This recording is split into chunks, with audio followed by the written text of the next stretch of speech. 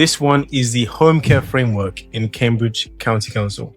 Now, if you're an existing provider in Cambridge or looking to be a provider in Cambridge, make sure you pay attention to the criteria, because this is going to give you an opportunity to grow your agency and deliver your services. Not every tender is ideal for your business. Market engagement events help you to influence the council. Now, this one is a multi-provider framework, meaning that it's going to give agencies across Cambridge the opportunity to be a part of this framework to allow you to provide your services. Now, because this is a framework for individuals with or who require care and support, please understand that these individuals will also be adults over the age of 18.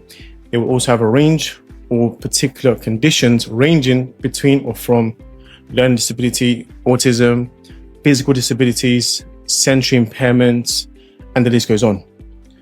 And they will also be residents of Cambridge and in Cambridge. So these are key factors for you to understand. However, on this video, we're going to break down this tender in a lot more detail.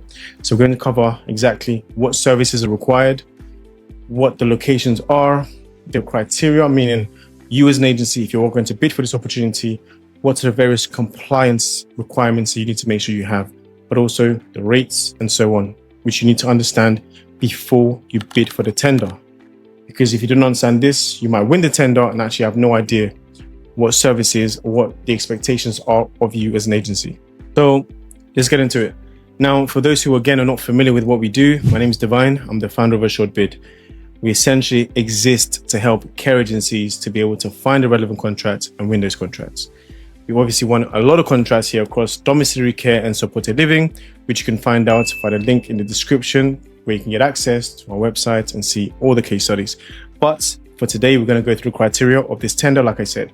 Now, the link is also on the description where you can access Bid Suite.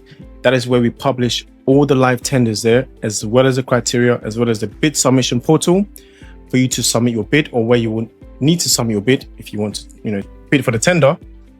And also the files itself, because of course, when you need to download the files, sometimes it can be quite a headache to get those files. So we make it easy for you and accessible for you. But without further ado, let's jump right into the criteria. Now, the first thing we're going to see is what services are required. Now, for those who are not familiar with domiciliary care, this is where you're providing care for the individuals in their homes. Now, this is essentially what you'll be required to do on this tender. You'll be required to provide regulated home care and support services in the person's home, which is going to be personal care related to that will include various tasks such as medication, potentially meal preparations, showering them, etc. So these are going to be where you're helping or supporting the individuals to be able to, or to help them to be more independent, because they may not be independent enough to do those tasks or activities or those particular things themselves. Now, the age group again, this is going to be adults over the age of 18. So this framework, you'll only see referrals, or you see individuals here who may need your care or your support. They'll all be adults. The adults will have, like I said, different conditions. This could be physical disability, they might have learning disability, mental health, autism, the list goes on. So you should be prepared, or you should be qualified or trained to support these sort of individuals or individuals with these conditions. Now, a key one, what regulatory license would be required of you? This is important because if you are going to win or bid for any home care tender where personal care is involved, you will likely always need to be registered with CQC. So your agency needs to be registered with the Care Quality Commission. That is also a requirement here. Secondly, when it comes to checking what the requirements are in terms of the regulatory body license, we also need to check, do they need a rating with that body? In this case, if you are registered with CQC, you also need to be rated with CQC or by CQC to be a member of this tender or to be considered to be a part of this tender. And that rating needs to be at least good. So now, of course, if you're an agency with CQC, they will typically conduct random inspections once you have a client, or once you have you're delivering your services. And after the inspection, you typically get a rating of outstanding, good, requires improvement, or what you definitely don't want to get is inadequate. Now, in terms of the lots, there are 16 lots. The lots vary based on the geographical location of Cambridge, from Cambridge East, North, West, etc. Huntingdon, blah, blah, blah, as you can see here. However, lot 16 is county-wide. Again, county-wide meaning you're also going to provide live-in care, nighttime care. So one thing I didn't mention, or maybe I did, is you also need to be able to provide, or you may be required to provide live-in care, sleep-in, wake-in nights, 15-minute calls, 30-minute, 45 minutes. So the timeline or the resources required of you will vary depending on the care plan of the individual. Now, a very strategic area we look at on the criteria here is how many suppliers will the council be looking at or accept on each lot. From lot 1, you can see they're looking for a maximum of 6 suppliers or up to 6 suppliers. Lots 2, 5, lots 3, 7, the list goes on. This is important because if you are going to bid on a tender, quite often it is important for you to understand the competitiveness of that tender. By understanding how many suppliers they're accepting, this will give you an idea of how competitive it is.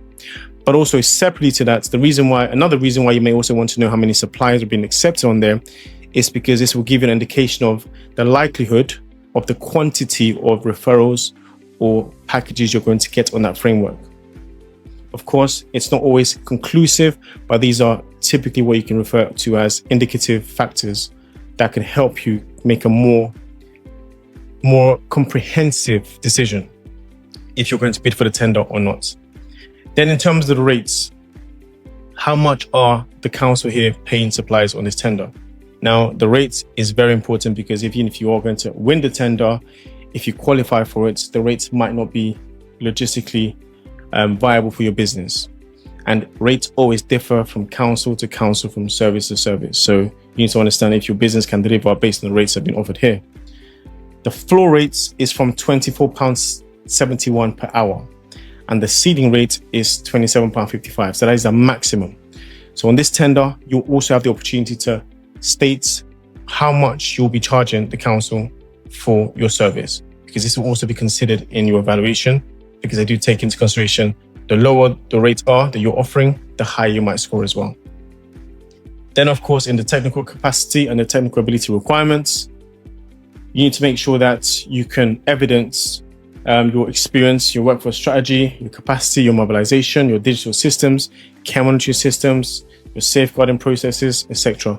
Because there are also going to be quality questions you have to answer that will demonstrate your knowledge, your resources, and your experience as well. So it's not just about the compliance documentation. You also need to make sure you understand how to write and demonstrate that experience in writing, not just verbally or practically. Of course, that is actually very important, probably even more important, the practical experience, your practical delivery. But unfortunately, in this case, you need to be able to write it as well. If you need support with that, again, in the description below, you can access me, access us, and we can support you as well. Then in terms of the office requirement, now this is also a very key compliance requirement linked to the regulatory body.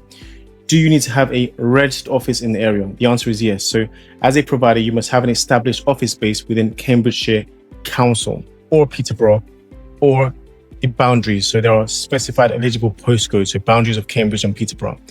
However, this must also be a CQC registered office. So not just a physical or virtual office. It needs to make sure that office is registered with CQC. Then moving on to, are providers required to provide accommodation? No, in this case, because you're going to do it in the individual's home. And of course, we can move on to the other certifications. Commonly, you need to have your DBS checks for all your staff, needs to be in date. You also need to ensure that you have the Skills for Care of Code of Conduct and the ASCDS registration as well. Now, the economical and financial standing. So this is a standard in every single bid you will make, and it's no different here. You need to ensure that you check the tender files to see what is required of you.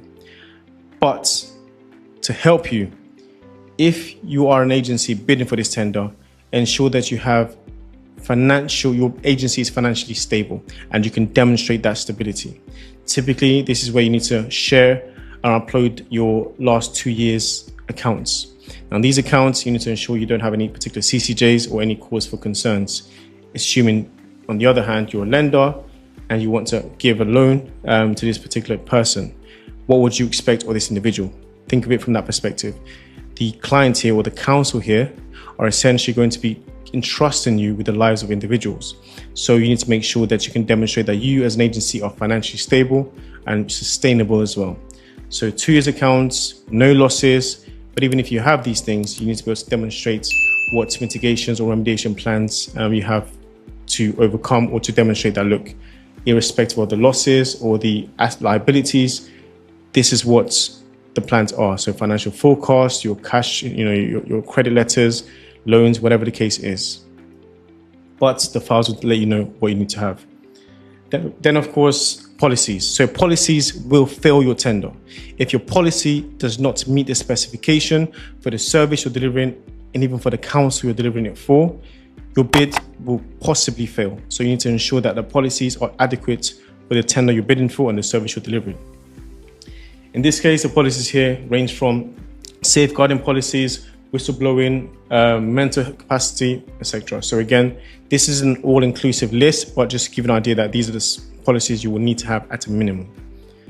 Then of course you can see the other pass-fail requirements, which again, in the SQ form, as you're filling out the forms, just make sure you pay attention to every single detail you're putting in, because the wrong tick could end in a fail. Aside from that, if you do decide you want to go ahead with this tender, just bear in mind that you need to make sure you meet the criteria at the first stage. Of course, next stage is going to be the quality questions where you demonstrate your knowledge, you demonstrate your resource, your capacity, but do not ignore the first stage. The compliance requirements, your office locations, your registrations, your rating, all these are very important, although they seem or they sound very simple, but they're very critical. If you need help, again, like I said, in the description, you can see our contact details there. Aside from that, please do leave a like, share the video to friends, your family, because this sort of tender doesn't come along very often. They come up once every 3, 4, 5 years, if you're lucky. Aside from that, I hope you enjoyed the video. Leave a comment, let me know what other tender, what other area you'd like me to do a video on, and I'll be happy to oblige. Thank you.